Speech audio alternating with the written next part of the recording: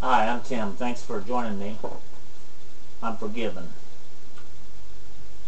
You know, for the longest time, I have looked at America and the things that were going on in America, and I felt very strongly about my ideas, and I was verbal, and I did a little bit of, trying to persuade, and I thought that was my part. And I look and I see that we're getting deeper and deeper into liberalism, further and further away from conservatism, and I know that this is the demise of America. Now, I looked at some quotes from Ronald Reagan's farewell address, and it really appealed to me. It's very relevant. Now, I looked at something that he did back in 1964, and I realized that Ronald Reagan worked with us for decades, 3 or more decades. He was fighting liberalism on the public scale.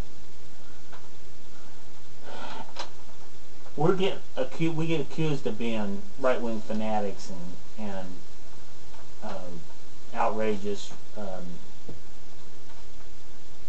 radical, can't think of what I'm trying to say.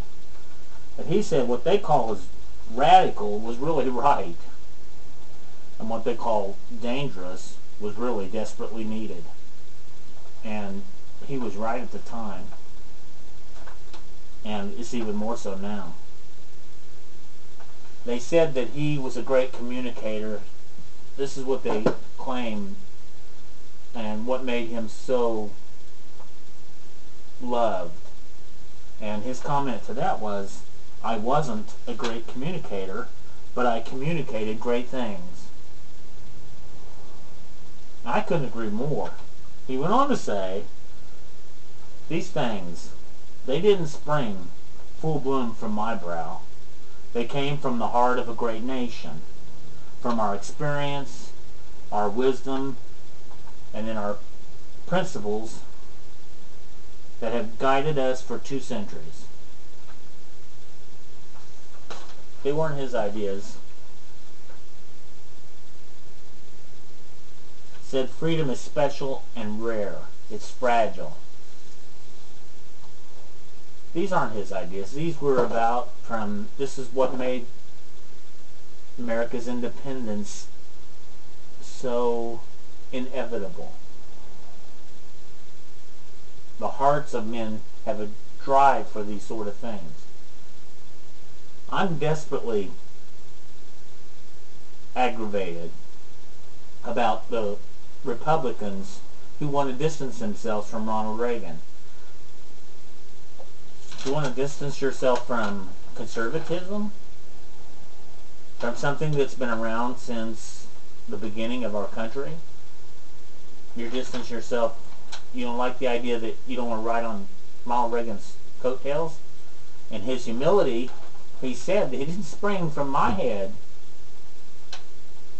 These came from the hearts of men who are alive and have been living and understand.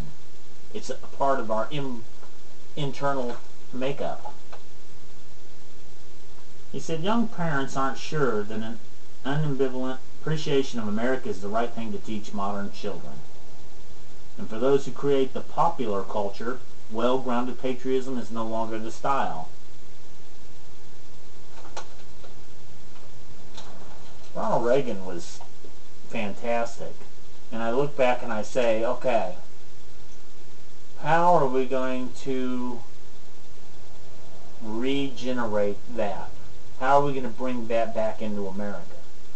And I say, my goodness, if it's because he was the great communicator, we're in trouble, because there is no great communicators right now.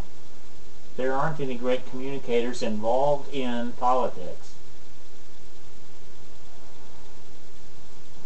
Not directly. Sorry, Rush. You're a great communicator. But you're not, you're persuading. Believe me, you're persuaded. What Ronald Reagan said in his speech, he said, "Let me offer lesson number 1 about America.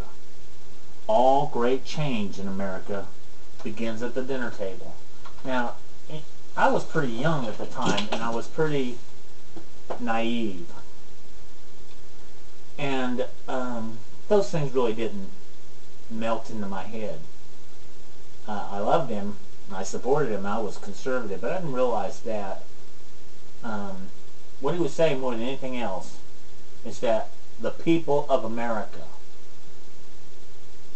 they have the persuasion, they have the capacity, they have the mindset, and if we leave this into the hands of liberalism, if we leave it into the hands of the incumbent politicians who just have buried themselves into politics so deep, and God knows how much, how deep, how bad it is.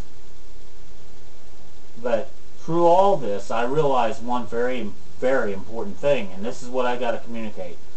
I'm getting involved. If I have to go to the county meetings, the state Republican meetings, I'm not backing down. I'm not letting go. I thought, I say my piece, I do my job, it's all I'm expected to do. Somebody will come in, somebody will cover these things, somebody will turn conservatism into mainstream, somebody will do it. Well, Ronald Reagan made a call for all of us to get involved. Every conservative has got to pick up the tools and start working on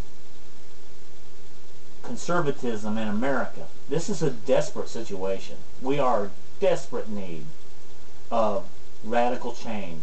This recession that we're in, this is not going to turn around. It's not just going to say, "Oh, I've recessed these people enough. It's over." And the politicians, they're making it worse. They're making it a lot worse. Now, as we look out and we look at the Republicans, we can put our finger on a couple of them. A couple Republicans, maybe. We need to flood the House, we need to flood the Senate, and we need the presidency, and we need it every election from here out for quite a while. We have got to get back to the basics. We have got to slaughter these ideas that capitalism, that big profits are evil. We got to get away from the idea that oil is evil. Oil freed up the world. Oil made life so that the destitute in America live better than the kings 100 years ago. The destitute here have a life that's... And I can go on and on and on. I could go on and on and on. This is what I'm going to do. You're going to come find me going on and on and on, over and over again. You're going to find me down at the Republican meetings. You're going to find me involved in the elections. One thing I guarantee you, though, for the longest time I said that I would vote for the lesser of two evils.